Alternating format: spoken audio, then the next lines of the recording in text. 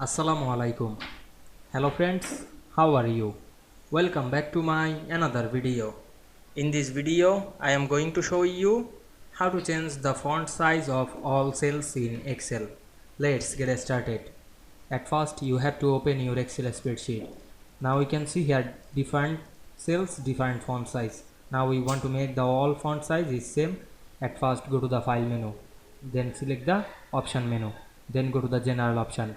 Select the font size drop down menu and change the font size. Now I make the all font size is 20. Then click OK. Then again click OK. Then close the Excel. Then reopen the Excel on your computer.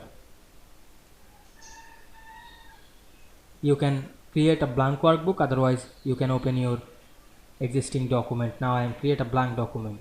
Then write anything and we can see the all cell font size is 20. Now we can see we make the all cells font size is same easily. I hope you enjoyed my video.